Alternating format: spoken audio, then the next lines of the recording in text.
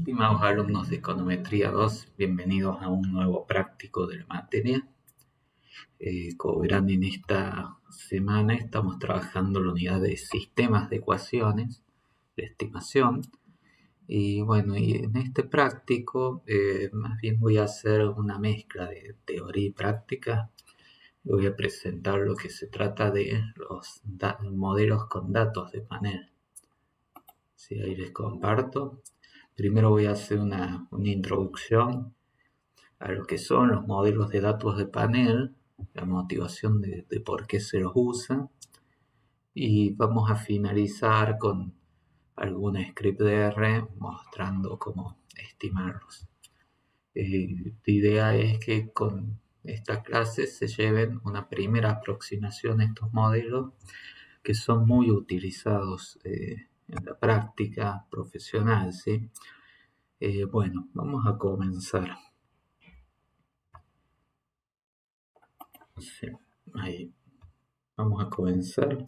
Sí, los modelos de datos de panel. Primero vamos a hacer una pequeña motivación de por qué surge esto de usar los datos de panel. Después ver algunos métodos de estimación, ¿sí? Distintos modelos que se plantean, que son de un modelo general que es de efectos no observados, y luego dentro de este podemos ver que podemos resolver ese problema usando un modelo de efectos fijos o de efectos aleatorios. Y si no, otro planteo alternativo es el plantear un modelo en diferencias, ¿sí? Y veremos algunos criterios para ver cómo elegimos entre estos modelos, ¿sí? Bueno, entonces a modo de motivación yo tomé un ejemplo que había dando vuelta por internet, que se tratan datos artificiales generados para varios países, ¿sí? En los cuales tenemos país A, ¿sí? Varios datos para el panel país A, ¿no? Años 99, 91, 92, etcétera, etcétera. Y que tenemos una variable dependiente, la I, y tres explicativas.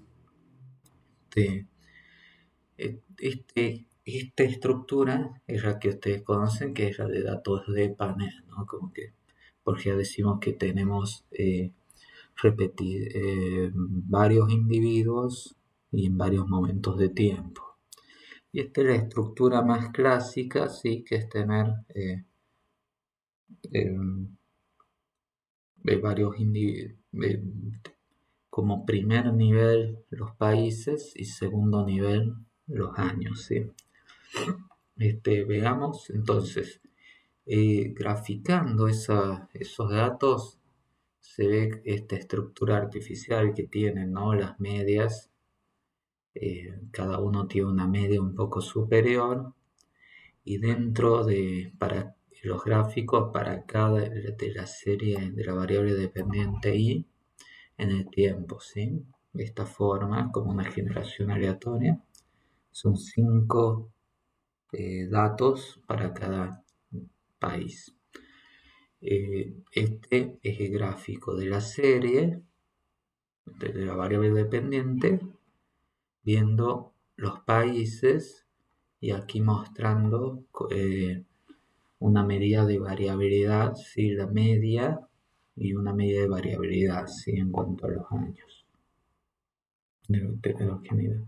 Bueno, lo primero que uno puede hacer es tratar de estimar esto que haría por OLS, ¿no?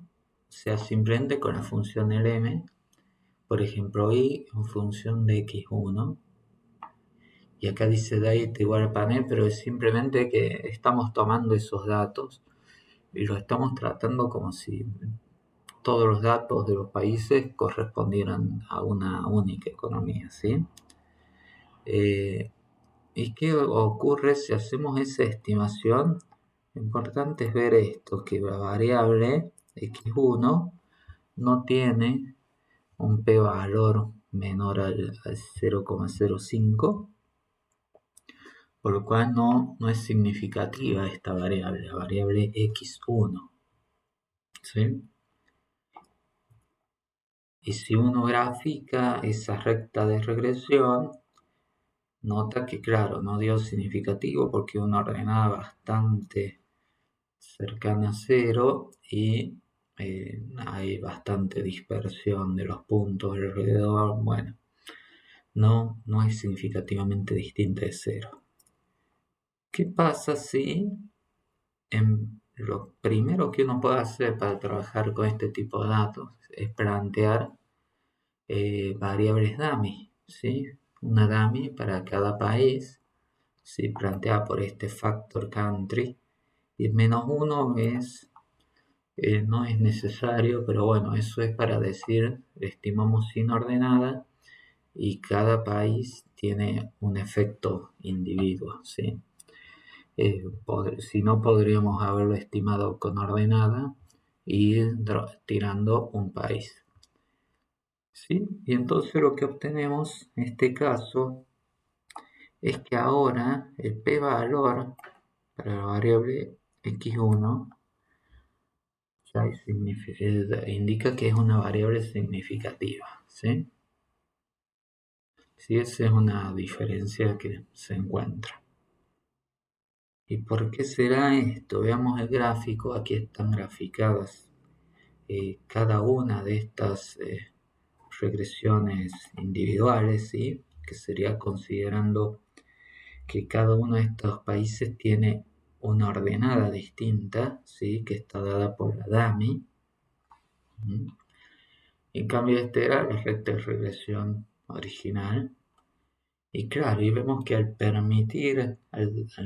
lograr despegar las ordenadas al origen, ese efecto individuo, ahora se obtienen pendientes más pronunciadas y esto genera que sea significativa la variable.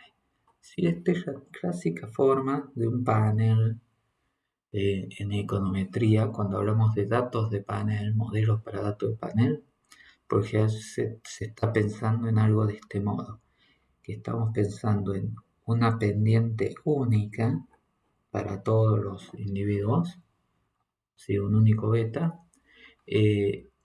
pero con una ordenada al origen que puede ser distinta para cada uno de ellos.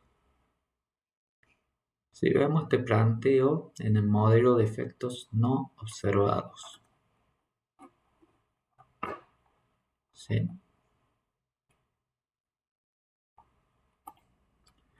Bueno, el modelo de efectos no observados, una formulación general del problema que tenemos de estimar la relación entre la variable de y en función de varias exógenas, de varias independientes x. ¿Y qué pasa? A estas variables, a las variables las tenemos medidas por individuo y por tiempo, ¿sí?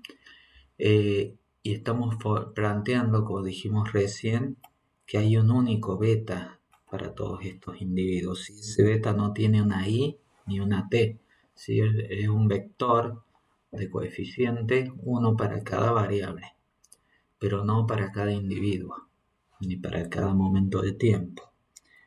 Y se está permitiendo que haya un efecto individuo, ¿sí? Que este es la ordenada diferencial que tiene cada uno de los individuos y un error puro, ¿sí? Que varíen por individuo y por tiempo.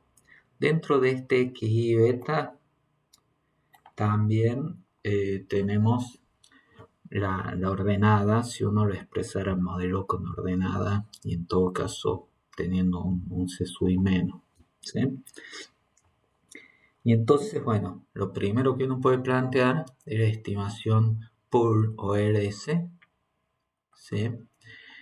Si no, podría plantear lo que se conoce como efectos aleatorios y efectos fijos, ¿sí? Son las tres primeras variantes que vamos a ver, todas tratando de estimar en este modelo de efectos no observados. Son tres enfoques.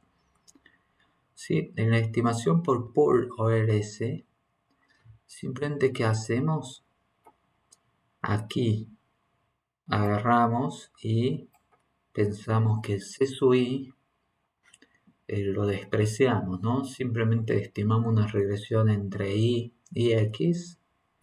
Y bueno, y el C sub I se mezcla con el error puro, formando este nu sub I sería, que es como una B, que son errores compuestos, ¿sí? Errores compuestos que dependen de los efectos no observados o efectos individuos y los efectos y los errores puros, ¿sí? ¿Qué problema hay? Que este B sub I T genera una estructura de correlación, ¿sí? Porque este C sub I es el mismo para cada individuo en distintos momentos de tiempo, ¿sí? Ese es un problema que hay ahí. Y además no se tiene en cuenta la heterogeneidad individual, ¿sí? No está siendo estimado eso. ¿Qué pasa? Como el C sub I, todo lo que uno no estima, ¿sí? Que sería, nosotros estamos estimando estos beta, este C sub I se mezcla con el error y como no es un error ruido blanco, va a haber un problema, ¿sí? Es más, aquí estamos omitiendo una variable relevante, ¿sí? Esta C sub I la estamos omitiendo la estimación. La omisión de una variable relevante genera que, la estimación para estos beta no sea consistente, ¿sí? ¿Sí? No es buena la estimación en general.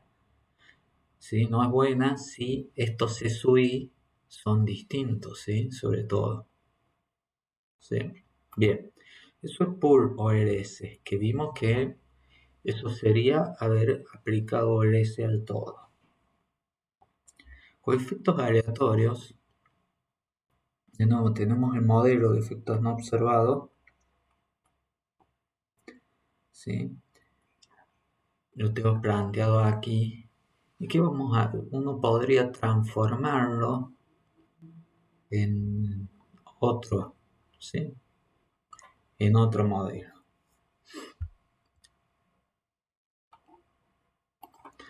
Sí, básicamente uno puede reescribir este C sub I y ese U sub IT, es el error compuesto, y este omega sería el valor esperado de B sub I por B sub I transpuesta, ¿sí? ¿Qué supuestos se hacen para estimar el modelo de efecto aleatorio? Uno, que el valor esperado de los U sub I dado XI y C sub I es 0, ¿sí? Independencia entre los errores puros y la parte determinística del modelo. Y que es importante que en este caso también se hace un segundo supuesto, que es el que el valor esperado de los C sub I dado XI es igual al valor esperado de los C sub I. ¿Sí? O sea que hay independencia entre los C sub I y los XI. ¿Sí? Que los efectos individuos no dependen de las variables independientes. ¿Sí? Un supuesto bastante fuerte que nos impone el modelo de efectos aleatorios. Después hay otro supuesto que es bueno sobre el rango de la matriz, ¿sí? Que sería el X transpuesta X con intermedio de esa sigma, de esa omega, perdón, que sea el rango completo, esto a fines de tener, después estimar. Y después el otro supuesto está dado por un lado, que el valor esperado de los U sub I por U sub I transpuesta dado los X y los C sub I sea sigma cuadrado identidad, ¿sí? O sea, los errores puros tengan la estructura típica de sigma cuadrado de identidad y que los errores individuales, ¿sí? Tengan sigan esta sigma fija, ¿sí? Y entonces se arma la matriz omega con esta estructura. ¿Sí? La matriz omega, que es de la varianza y covarianza del error, queda con esta estructura, que es el efecto de la varianza entre individuos más la varianza pura en la diagonal principal, mientras que fuera de la diagonal está este sigma cuadrado C para las observaciones que corresponden a un mismo individuo, ¿sí? Y esto se lo puede resumir con esta notación de acá: sigma cuadrado U por identidad más sigma cuadrado C por esta JT por JT transpuesta, que estas JT son vectores de 1, por lo tanto esta cuenta, este es todos 1 serían en este caso, ¿sí? Y la correlación para distintos individuos, perdón, en distintos momentos de tiempo sería esta, ¿sí? Para el mismo individuo. ¿Qué pasa? El beta de efectos aleatorios se lo obtiene estimando por mínimos cuadrados generalizados usando la correspondiente matriz omega, ¿sí? Usando esta omega de acá. Ese es el truco para estimar esto, ¿sí?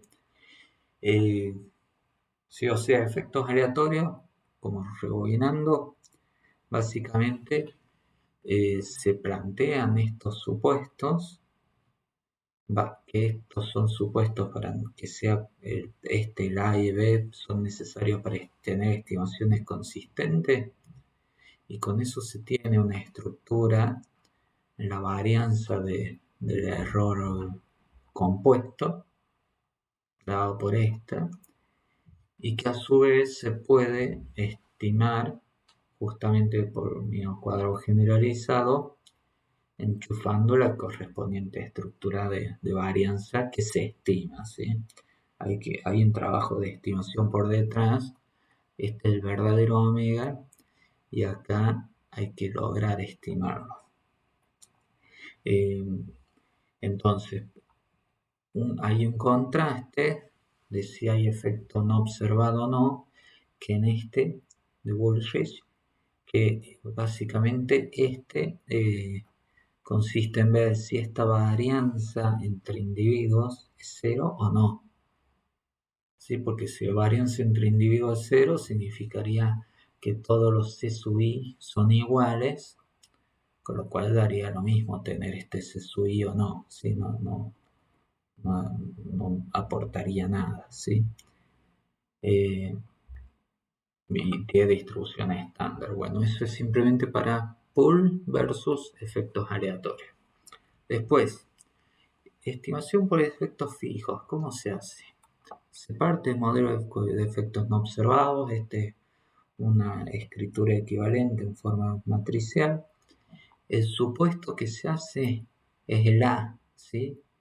El primero, que es el mismo que se hacía en efectos aleatorios, pero no se supone el random effect 1b, ¿sí? O sea, sí se supone que los USUI son independientes de los X y los C, pero no se supone independencia entre C y U, ¿sí? Que en muchos casos esto es más realista. En muchos casos, en economía, que los efectos individuos, esas ordenadas individuales, saben tener que ver con las explicativas. Pero bueno, en este caso no. El otro supuesto es rango completo para poder estimar. ¿Y cómo es la lógica? Se parte del modelo de efectos no observados. Si uno toma promedia a través del tiempo, ¿sí? O sea, esta es la media de la variable para el individuo I ¿Y cuáles fueron los datos? O lo que valía la variable para el individuo I en cada momento de tiempo. Y también se hace eso para las otras variables, para el error. ¿Qué pasa? Los SUI, el promedio en el tiempo, es el mismo, porque el efecto individuo es fijo en el tiempo. Para cada individuo es distinto, pero en el tiempo es fijo. Entonces, ¿qué se hace? Se resta la primera menos la segunda. Se llega a esta ecuación, que es parecido a hacer expresar el modelo en desvío, ¿sí? Pero aquel desvío es respecto a la media temporal. ¿Y qué se obtiene? La clave es que el C sub I, al restarse consigo mismo, desaparece, ¿sí? Entonces tenemos una nueva variable Y sub I con los dos puntitos arriba, que es el desvío respecto a tiempo, lo mismo con las X, lo mismo con la perturbación, el error puro, pero que desaparece ese sub I, ¿sí? Entonces el modelo fue reescrito por medio de una transformación que es conocida como time dimming, ¿sí? Como quitarle la media temporal, ¿sí? Time dimming. Time de time dimming, ¿sí? Y se puede demostrar que para lograr ese time dimming, o sea, para pasar del modelo original al modelo transformado, simplemente se puede hacer multiplicar con la matriz Q, ¿sí? Parecido a lo que hacían en míos cuadrados generalizados, premultiplicando por una matriz P. Bueno, si ustedes multiplican P, Q por I, y acá Q por esto, Q por esto, Q por U, llegan a este modelo reescrito, ¿sí? El modelo con la transformación time diminishing aplicada, ¿sí? O sea, la matriz Q es la que aplica la transformación de time diminishing. Y entonces simplemente el estimador de efectos fijos es aplicar a medios cuadrados ordinarios sobre el modelo transformado, que es que todas las variables tienen time diminishing. También se podría haber aplicado una formulación de míos cuadrados generalizados factibles, pero porque ahí el estimador ya es bastante ya con esto logran estimar los betas, ¿sí? Después uno tendría que como estimar las varianzas.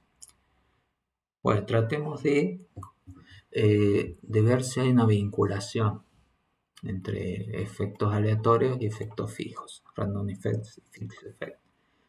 Primero, hay que ver que el efecto el modelo de efectos aleatorios, si uno parte de la forma que tenía omega, hace algunas cuentitas, llega a que depende de una matriz P, de un eta y de una Q, ¿sí? Y que la matriz P tiene esta estructura, ¿sí? Que es identidad menos la Q. ¿Quién era la Q? La que nos hace el time diminishing, ¿sí? Y que hay una matriz C que es identidad menos lambda por P, ¿sí? Que es la matriz de quasi-time diminishing, ¿sí? Esta matriz C.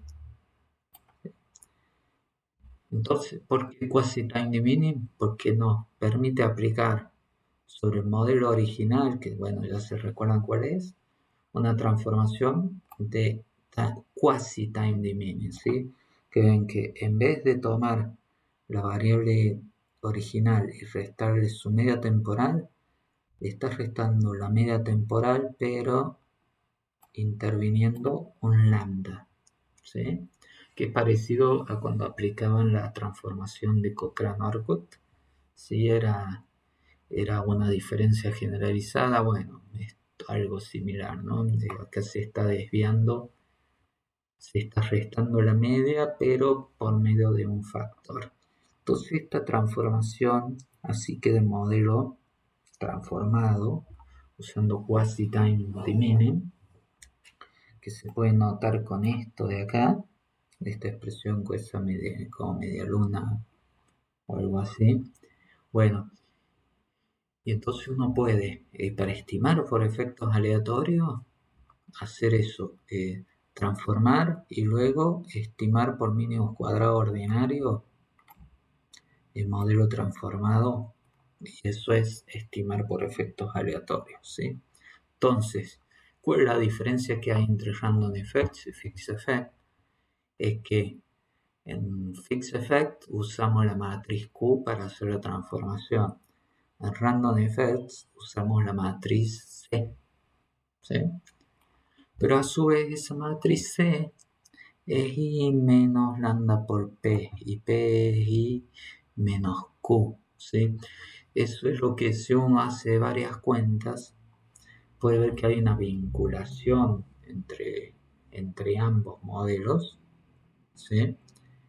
Que básicamente está dada por la lambda, ¿sí? Y esta lambda es 1 menos esto, la raíz de este corchete, ¿sí?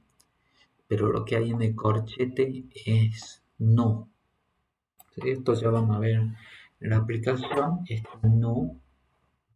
Pero bueno, uno puede demostrar que si esta lambda tiende a 1, coinciden los dos modelos, ¿sí? ¿Sí? Lambda se puede escribir de este modo y C es igual a esto, y entonces se puede mostrar que coinciden. ¿Sí? ¿De dónde se puede sacar eso? Es que si ustedes ven, P es identidad menos Q, ¿sí? Y acá C es identidad menos lambda P, ¿sí? Identidad menos Q es esto. Mientras que por otro lado ustedes tenían que Q era identidad menos esto, ¿sí? O sea que P es esto, de verdad, ¿sí? P es esto, ¿sí? Q es identidad menos P, ¿sí? Y acá abajo C es identidad menos lambda P. Entonces si lambda es 1, lambda P es igual a Q, básicamente.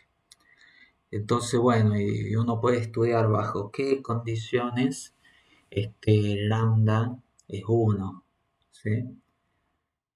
Y uno de esos casos es cuando el t es grande, ¿sí? O sea, si tenemos muchas observaciones en la dimensión t,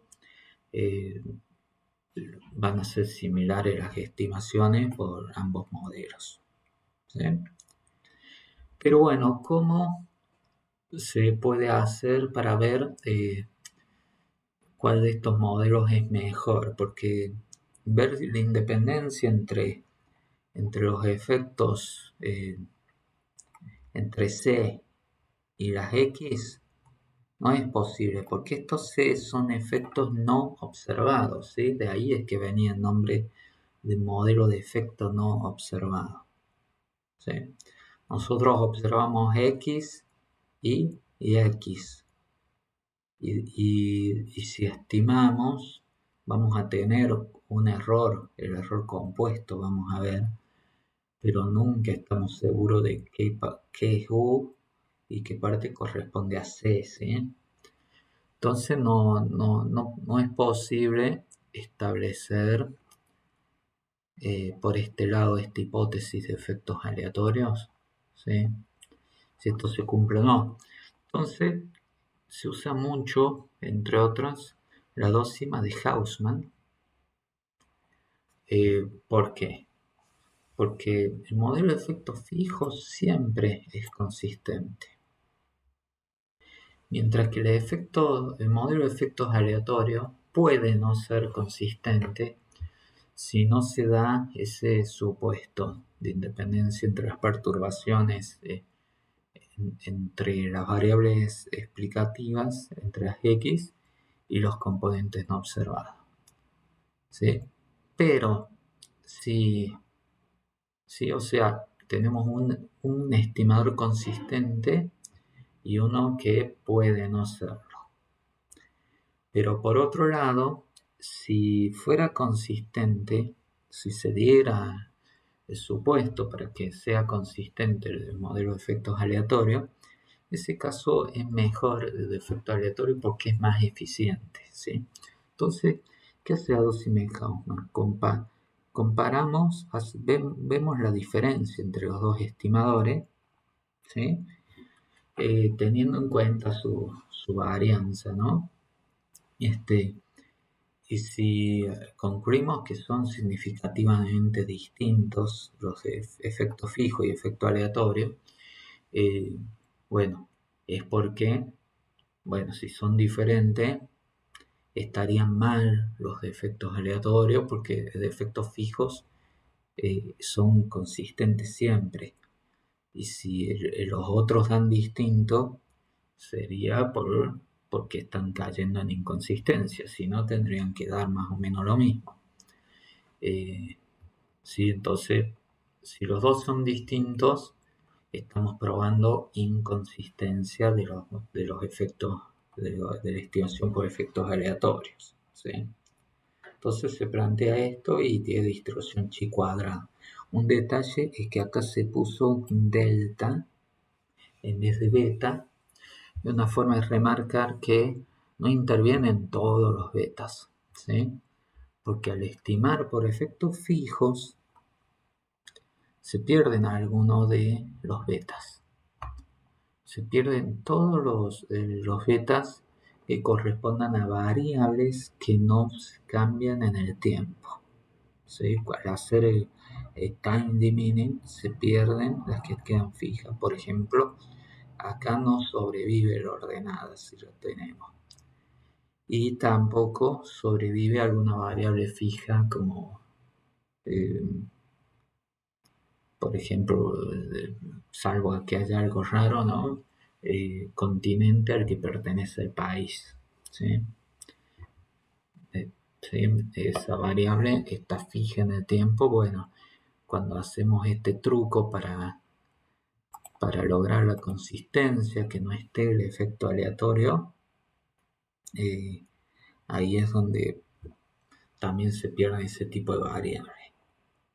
Otro detalle es que la consistencia, que acá hay consistencia, porque coestimamos, lo hacemos sobre el modelo ya transformado, se perdió la C, pero es por la transformación, ¿sí? No es que siga existiendo la C acá, ¿sí? No es que no está distorsionando este error. Bien, entonces a Dosimek-Hausman vemos si este estadístico da suficientemente grande, sería que hay diferencia entre los dos juegos de parámetros de coeficientes, ¿sí? Y sería que nos tenemos que quedar con efectos fijos, ¿sí? Caso contrario, nos conviene quedar con efecto aleatorio porque si se cumple que no son inconsistentes, serían más eficientes. A modo de completitud lo menciono porque también se sabe usar otra forma de eliminar el efecto individuo para que no distorsione las estimaciones de beta, es la estimación de primera diferencia, ¿sí? Que es que restar la observación del periodo anterior, ¿sí? Aplicar operador diferencia, ¿sí? Y entonces es bastante similar a lo que uno obtiene por efectos fijos, que es haciendo esa transformación de time dimming, que también es conocida como transformación within. ¿Sí? Es parecido, pero bueno, esta es otra transformación, ¿no? Primera diferencia. Y tiene los mismos supuestos de fijos, aunque el rango va sobre la matriz en que están los incrementos de las X. Y esto es para que sepan, T es igual a 2, las estimaciones son las mismas, uno puede demostrar. En cambio, cuando T mayor a 2, se va a preferir efectos fijos si los USUI, o sea, los efectos puros, no están correlacionados. Y en cambio, si los USUI siguen un random walk, es mejor usar el estimador de primera diferencia. En el medio hay toda una escala de grises, ¿sí? Entonces, se hacen pruebas sobre la persistencia de los USUI. Si están más cerca de 0 correlación o de correlación 1, digamos. Y la prueba de correlación tiene que ser robusta, ¿sí? Porque tiene robusta ¿a qué? A desviaciones de los USUI, ¿sí? Hasta ahora hemos supuesto siempre que los USUI, los errores puros, están bien comportados. Fuerte este supuesto, pero bueno, se parte desde ahí, pero para ver si uno elige efecto fijo, primera diferencia, se prueba raíz unitaria para ver cuál conviene, pero tiene que ser resistente a distribución, por ejemplo, a distribuciones heteroseásticas autocorrelacionadas de los USUI. Bueno, por eso, y si los errores idiosincrásicos, o sea, los USUI están correlacionados con explicativas, ambos estimadores serán inconsistentes. ¿Sí? Hasta ahora hemos hablado siempre de entre los SUI y las explicativas. En ese caso, estos funcionan si hay correr entre los SUI y las explicativas, pero no entre los USUI y las explicativas. ¿Sí? Ahí habrá que trabajar más. Bueno, con esta introducción que trate de que sea lo más breve posible, ya podemos ir a R. ¿Sí? Podemos trabajar un poco en R. Ahí voy a cambiar solo pantalla. Sí, yo voy a ejecutar el script que también les cuelgo en el aula. Sí, de práctico 8, modelos con datos de panel. ¿Sí? Ahí les referencio el libro de Kraeber and Seireis de Apply Econometrics in R, o with R, no recuerdo. En parte suceso. Y también está la viñeta del paquete PLM. Es muy, pero muy instructiva. Y bueno, y como referencia, yo usé en la clase el libro de Woolrich. Usé Woolrich con toda la anotación. Y el paquete PLM, en la documentación, más bien usa la notación de Baltaggi, ¿sí? Yo les recomendaría primero ver Woolrich y después Baltaggi. ¿Sí? Baltaggi, no el libro de econometría, sino el libro ya de datos de panel, parte desde el capítulo 1 hablando sobre modelos para datos de panel. Lo primero que hay que hacer es cargar las bibliotecas, por supuesto, de PLM y AR. AR es para usar los datos y seguir el ejemplo de Kraeber and Seireis. Y PLM, bueno, ya que tiene toda la funcionalidad de datos de panel. Y bueno, y se lee la base de datos de Grunfeld, que es una de las que van a encontrar en los libros sobre datos de panel, que es muy usada. Se le especifica que lo haga del paquete AR. ¿Sí? Porque por ejemplo, puede chocar con que lea del paquete PLM y que sea la misma base de datos con el mismo nombre, pero que tenga algunos años menos o que tenga otros países, etcétera, etcétera. En GR se guarda el objeto, la base de datos, y PGR lo que estamos haciendo es asignarlo como objeto de tipo panel data frame. Para eso es muy recomendable que uno asigne ya los índices de firma y año en este caso. Sabe generar problemas cuando uno pone estos índices en distinto orden, el que debe ser. Acá hago como una descriptiva muy breve que no está muy buena visualmente, pero sí nos sirve para una primera aproximación, ver un gráfico si las variables inversión versus firm, inversión versus year, ¿sí? Es que va discriminado por firma y discriminado por año, ¿sí? Entonces en este vemos la heterogeneidad entre empresas, ¿sí? Que hay empresas que tienen mucha más inversión que otras, y n igual a 20 indica que tenemos 20 años para cada una. El plot means invest contra ayer, heterogeneidad entre años, ¿sí? Tenemos que aumentar un poquito la heterogeneidad. Y n igual a 11 nos indica que viene a ser 11 empresas para cada año, por lo cual es un panel balanceado. Uno podría graficar en log porque se veían como distintas varianzas y ahí se estabilizan las varianzas. Quizás se podría modelar con log. Si primero estimamos un modelo pool, ¿sí?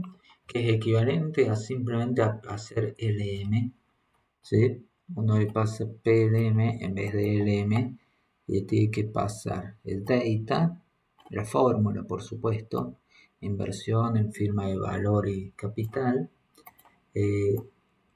y aquí es donde le indicamos que el modelo es pool, con model igual a pooling. Y este es el summary de Granfer Pool. Sí, es bueno, un summary común, salvo que acá nos muestra la cantidad de empresas, la cantidad de años, ergo 220 datos. Pero no muestra mucha más, una regresión común, ¿no? OLS no más. Luego se aplica efectos fijos, para eso hay que indicarle como model within, ¿sí? Porque efectos fijos usa la transformación within. Vemos el summary, ¿sí? De within, nos dice que es within, y bueno, no hay grandes cambios, sino no es un ejemplo tan fuerte. Antes eran significativos los value y capital, en este caso también. Para extraer los efectos fijos, uno puede aplicar esta función fixF sobre un objeto que ha sido una estimación con el modelo within, ¿sí? Y esto nos indica General Motors tiene un efecto negativo, US Steel positivo, etcétera, etcétera, los efectos individuales. Solo a modo de reforzar lo que vimos, uno puede estimar usando la estrategia LSDB, Least Squared Dummy Variables, que es simplemente estimar por OLS, pero poniendo las variables dummy de los individuos, ¿sí? Y nos va a llevar a exactamente los mismos números, ¿sí? Los efectos son los mismos que están en la salida y la significatividad también son los mismos value y capital. ¿Sí? Es equivalente, pero aquí quizá ahí están los fitted value.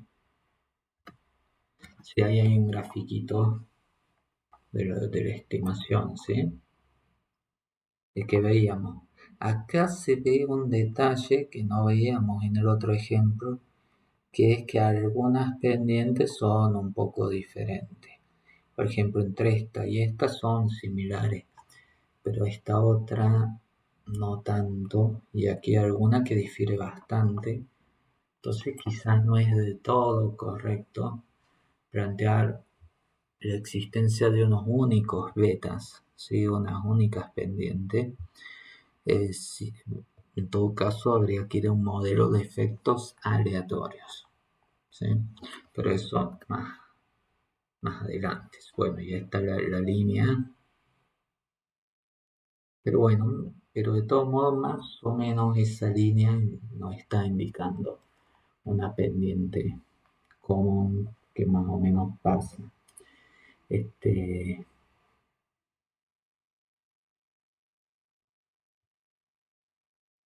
Sí, más o menos pasa bien. Ten en cuenta que sí estamos permitiendo que varíen las ordenadas, ¿sí? Que no es como el ejemplo que vimos al principio, que se suponía una única ordenada, que estamos permitiendo que se despeguen las ordenadas. Bueno, y luego para contrastar si conviene quedarse con pool o efectos fijos, esta función pftest, que se le da un modelo estimado con efectos fijos y el otro estimado con pool. Y básicamente son pruebas, una prueba F que ve si alguna de las dummy fue significativa. Y bueno, y da significativo, fuertemente significativa, por lo cual hay efecto individuo, ¿sí? ¿Sí? Hasta ahí. Entonces, ¿qué tenemos? Estimamos por efecto fijo, por Paul. Después, estimamos efecto fijo, probamos que es equivalente a less square dummy variable. Contrastamos que efecto fijo conviene antes que Paul porque hay diferencia en las ordenadas de los individuos. Otro camino podría haber sido estimar el modelo de primeras diferencias, ¿sí? Que es, en vez de hacer la transformación within, se pasa el modelo FD, que es la transformación primera diferencia. ¿Sí? La diferencia, bueno, y ahí tienen las estimaciones, también significativos. No son los mismos parámetros, ¿sí? Es otra estrategia. Y bueno, y si elijo este o el otro, dependerá de la persistencia que tengan los errores puros. Habría que hacer pruebas de raíz unitaria sobre los errores. ¿Sí?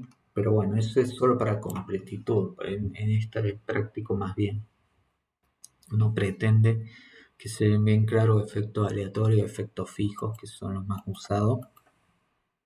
Aquí, para estimar por efectos aleatorios, es exactamente lo mismo, lo único que se le pasa el modelo random y además se le puede pasar el método que usa para estimar las varianzas, ¿sí? la sigma C y la sigma U. En este caso le estoy pasando uno de los métodos, hay varios, ¿sí? El método Warcus en este caso. Si vamos, ahí tenemos el summary y el summary sale esta parte interesante, ¿sí? Tiene individual, idiosyncratic, ¿sí? Individual es sigma C, sigma cuadrado C, esta varianza, idiosincrático de sigma cuadrado U. Y bueno, y ambas varianzas se puede calcular el share, ¿sí? la porcentaje que explica de la variabilidad total cada una de estas, ¿sí? Y nos muestra un número tita, ¿sí? Que estoy usando la notación de Woolrich, perdón, de Baltagi. La pregunta del millón es, ¿qué es este tita? ¿Será el eta que habíamos visto o será el lambda? Bueno, entonces yo usando estos números calculé el eta y calculo lambda, que es 1 menos la raíz cuadrada de eta. Y bueno, a ver, eta 0,02, lambda 0,83. ¿Sí? Entonces, que nos está reportando es el tita S es el lambda. ¿Sí? Y como es próximo a 1, aunque no tanto, ¿no? Esto nos podría decir de que serían parecidas las estimaciones tanto de efectos aleatorios y efectos fijos, ¿sí? Porque el lambda relativamente cercano a 1, ¿sí? Esta es una primera sospecha. ¿Sí? Antes de pasar a la prueba de Hausman, tenemos para estimar efecto aleatorio versus pool effect, ¿sí? Que habíamos visto de que queremos ver si esa varianza sigma cuadrado C es 0 o no. Está este PLM test, ¿sí? sobre la Grunfeld pool se hace. Bueno, y ahí nos indica que son significativos los efectos individuos, ¿sí? O sea, tanto desde efecto fijo como efecto aleatorio, vemos que son superiores a pool o LS. Y bueno, ahora usando la prueba de Hausman, veamos cuál es mejor. ¿Sí? Hausman, ¿qué nos está dando? P-valor medio dudoso, ¿no? Pero bueno, si uno se plantea el 5%, que sí no rechazó la nula. La alternativa dice, uno es inconsistente. Entonces la nula dice, los dos son consistentes. Y si los dos son consistentes, me quedo con efectos aleatorios porque es relativamente más eficiente, ¿sí? Ese es el punto de esta ósea, ¿eh? En cambio, si uno cayera en la alternativa que uno es inconsistente, se quedaría con el único consistente, que es el que siempre es consistente, que es el de efectos fijos, ¿sí? Entonces te estaría diciendo aplicar efectos aleatorios, ¿sí? Eso sería otros temas que por ahí por donde uno debería seguir para trabajar con esto. ¿Por dónde deberíamos? Claro, no le puedo mostrar eso. ¿Por dónde deberíamos seguir? Unir paneles dinámicos por método Arellano-Bond, Arellano-Bober, que es básicamente si queremos una endógena retardada, poner la endógena también en las explicativas, ahí necesitamos paneles dinámicos, a eso le llaman dinámicos. Si queremos ya modelar la dinámica temporal o tenemos mucho más datos temporales en el tiempo que datos de individuo, hay que ir por el lado de paneles no estacionarios esto está muy bien desarrollado en los últimos capítulos de Baltagi. Tradicionalmente era el último, pero ahora no es el último capítulo, sino penúltimo. ¿Sí? que estos son modelos, los paneles largos, ¿sí? Que tienen mucho T, son modelos, son mejor modelados por el lado de series temporales multivariantes. ¿Sí? En cambio, todo lo que estuvimos viendo hasta ahora era pensado más bien en paneles cortos, donde tenemos más individuos que observaciones.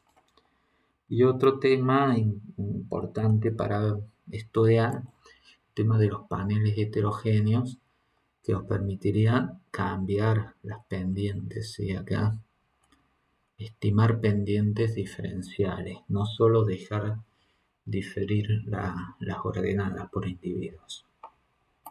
Bien. Antes de cerrar,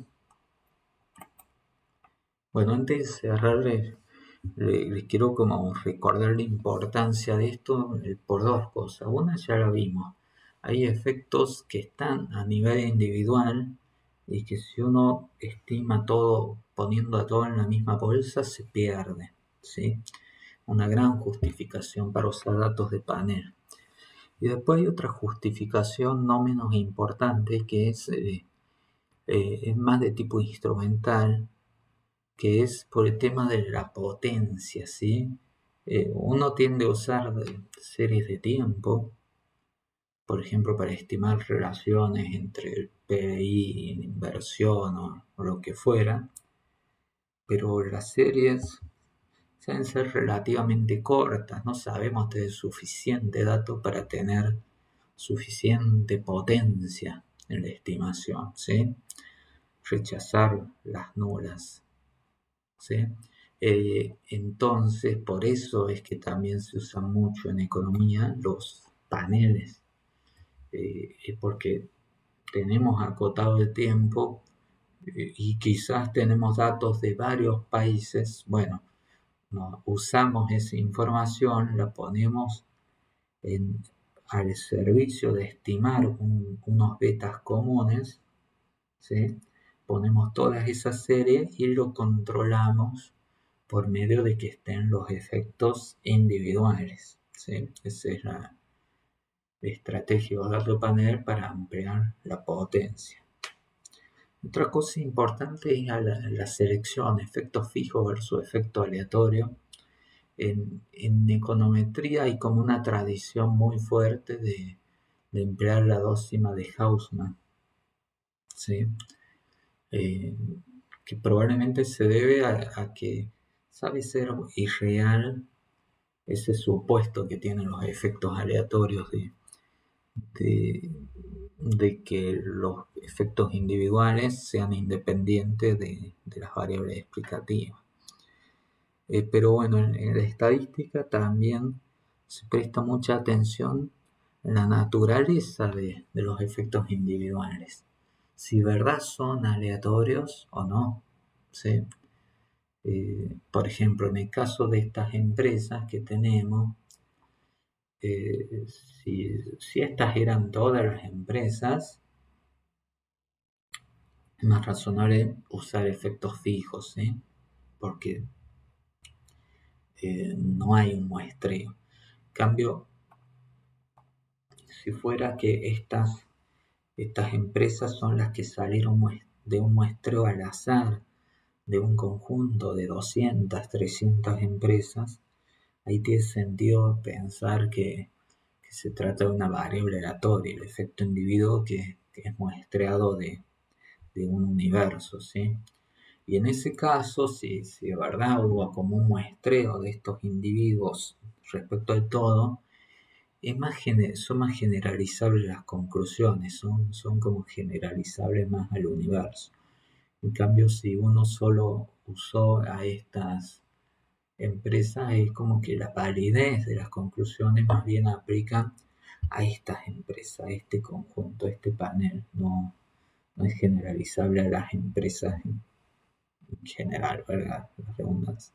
Bueno, espero que les haya resultado interesante y útil para introducirse en este mundo que de verdad es el de los datos de panel.